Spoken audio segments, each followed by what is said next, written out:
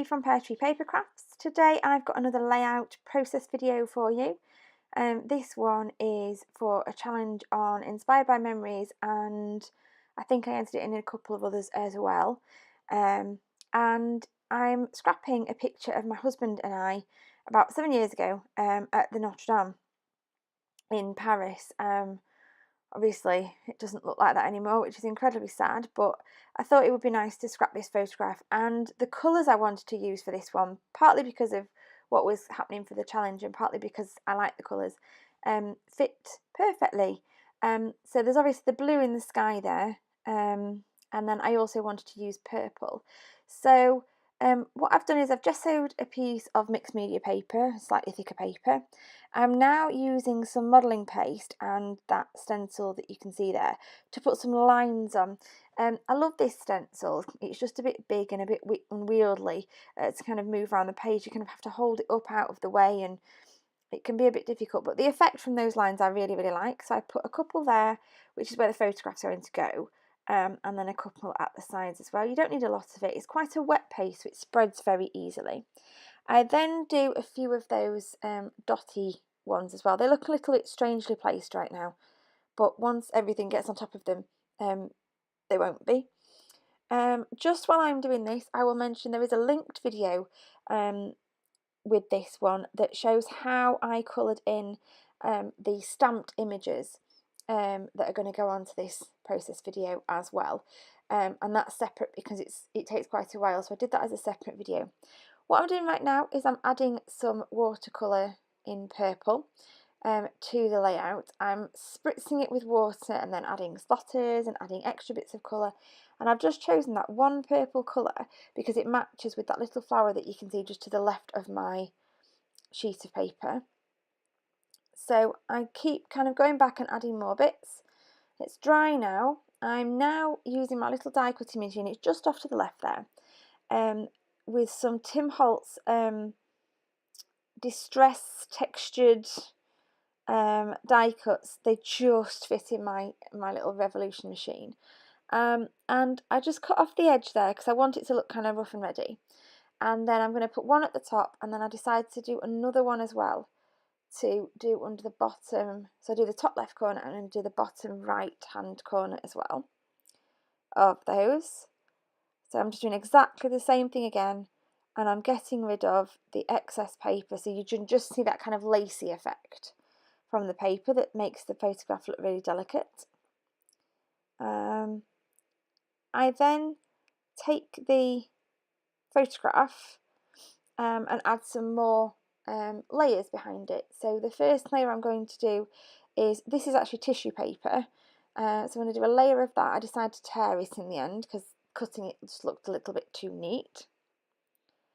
And then, so I use a bit of that, stick that down with double-sided sticky, and then I get some, yes, I thought I did, I got some cheesecloth as well and cut some little pieces of that.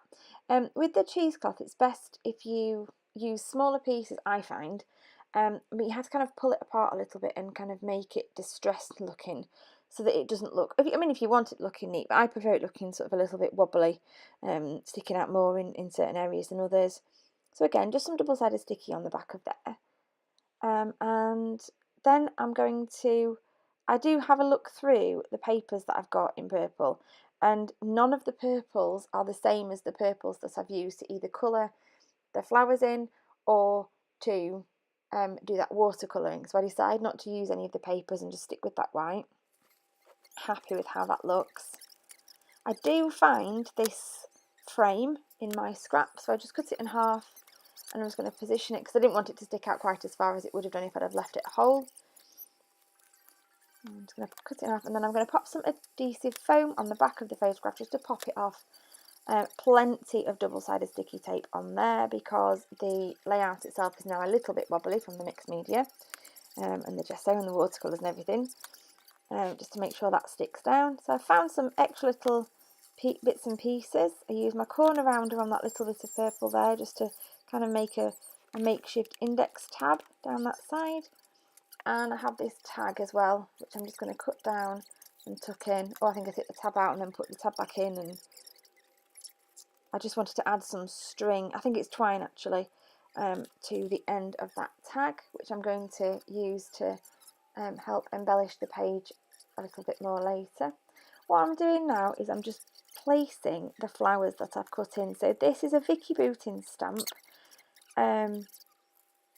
You get 3 flower stamps and 3 matching 3 dies, so you can cut them out beautifully. So that's what I've done. I've cut out lots of the big ones, the medium and the small, and all I'm doing now is putting some adhesive foam on the back of the flowers and layering them up. That one is meant to be hanging off the side there at the left. I wanted one just overlapping onto the photograph, and I want it to kind of look like it's coming through the page, like diagonally across the page. So I just put them in various different places all over. I did have some in black and white. I was planning on doing a mixture, but in the end I decided to just put all the purple ones on, and I didn't want any more on there, so I don't put those black and white ones on. However, I do have some leaves that are going to go on a little bit. This is the first title I chose to use, which is the word discover in a gold coloured kind of foamy word, but in the end that does come off, and I change it for something else.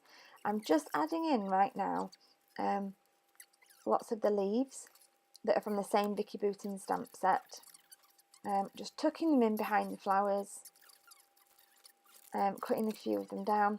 I knew I wanted another word on there and I couldn't quite make it work, and the other gold lettering I had didn't look right with that particular gold lettering. So then I tried moving it, and I think I'm happy with that, and then I decide no, I'm really not happy with that word at all, and I wanted to bring something in that was blue.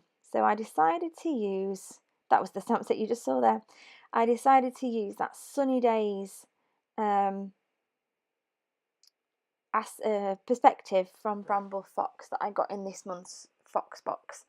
What I'm doing now is I'm using a pink paisley set of stamps called Fancy Blooms, and I've just die cut a whole load of those leaves, just stamped in black. I'm not colouring those in because I wanted to add some extra florally bits behind the flowers. These ones that came with the Vicki Boutin set are a little bit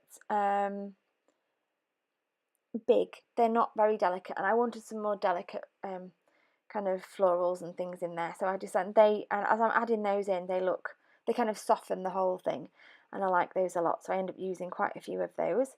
I've got my little paperweight there on that perspective because it was refusing to stick down. So I've put my wet glue on the back, and I was just waiting for it to sort of decide it was going to stay before I take off that paperweight. And that is pretty much my layout done. Just adding in those extra bits of florals. I'm really enjoying using mixed media at the moment, and I've watched lots of process videos with other people using it, and it's really inspired me to have a go and try different things with watercolours and paste and things. So I hope that my layout does the same sort of thing for you.